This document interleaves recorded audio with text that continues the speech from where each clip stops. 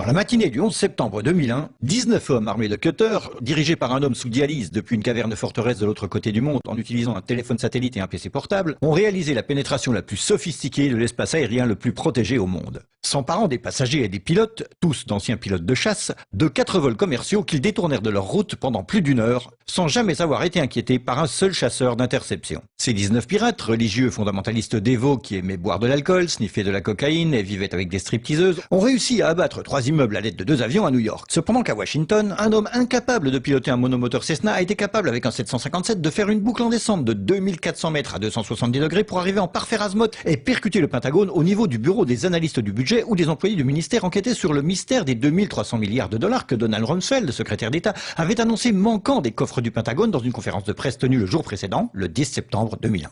Par chance, les médias ont su qu'il avait fait en quelques minutes. Osama bin Laden. Et les grands pontes en quelques heures. Osama bin Laden. Les officiels dans la journée. Terrorists who committed these acts and those who harbored them. Et les preuves sont littéralement tombées dans la poche du FBI. That a hijacker's passport was found blocks from the World Trade Center crash site, if you can believe that. Mais pour une raison ou une autre, des conspirationnistes fous ont demandé une enquête sur la plus grosse attaque perpétrée sur le sol américain de toute l'histoire. Cette enquête a été retardée, sous-financée, sabotée, en conflit d'intérêts et menée secrètement du début à la fin. Elle était basée sur des témoignages obtenus sous la torture et dont on a détruit les enregistrements. Elle n'a pas mentionné l'existence du Building 7, Double Danger, Tetch, Sybil Edmonds, Ben Laden et la CIA, et les manœuvres militaires simulant des avions détournés et jetés sur des immeubles menées au moment précis où c'était en train de se produire. Elle a été trompée par le Pentagone, la CIA, l'administration Bush, et à propos de Bush et Cheney, eh bien personne ne sait ce qu'ils ont dit car leur témoignage était secret, pas enregistré, pas sous serment et à huis clos. Ce n'était pas important de chercher qui a financé les attaques, car cette question a peu de signification pratique.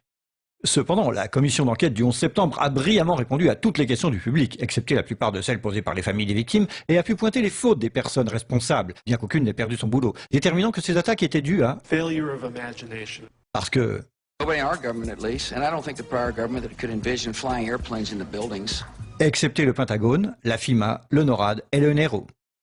La DIA a détruit 2,5 téraoctets de données sur Double Danger, mais c'est ok car ce n'était probablement pas important. La SEC a détruit les données sur l'enquête concernant les délits d'initiés avant les attaques. Mais c'est ok car la destruction des données relatives à la plus grosse enquête de toute l'histoire de la SEC fait partie de ses routines d'archivage. Le NIST a classé secret son modèle mathématique utilisé pour l'effondrement du building numéro 7. Mais c'est ok car le révéler aurait compromis la sécurité publique.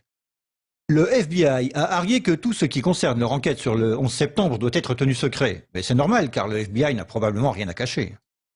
Cet homme n'a jamais existé et rien qu'il ait dit ne mérite votre attention. Si vous dites le contraire, vous êtes un conspirationniste paranoïde qui mérite d'être mis au banc de l'humanité.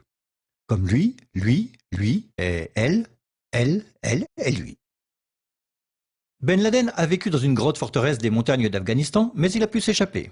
Puis il s'est caché à Tora Bora, mais il a pu s'échapper. Puis il a vécu 10 années à Abbottabad, mettant en échec le réseau d'espionnage le plus efficace et le plus sophistiqué du monde et de l'histoire, tout en publiant vidéo sur vidéo en totale impunité, rajeunissant au gré des vidéos réalisées, avant d'être capturé par un vaillant commando de Navy SEAL dans une opération non filmée, durant laquelle il n'a pas résisté ou peut-être utilisé sa femme comme bouclier humain, et pendant laquelle ces as des forces spéciales ont paniqué et tué cet homme désarmé, censé être la meilleure source d'information de la planète concernant le terrorisme. Puis ils l'ont jeté dans l'océan avant d'en parler à quiconque. Puis 2 douzaines de membres de ce commando ont péri dans un crash d'hélicoptère en Afghanistan. Ceci est l'histoire du 11 septembre comme elle vous est rapportée par les médias qui vous ont dit la pure vérité sur... Et... They took the babies out of incubators. Et... Mobile production facilities. Et... The rescue of Jessica Lynch.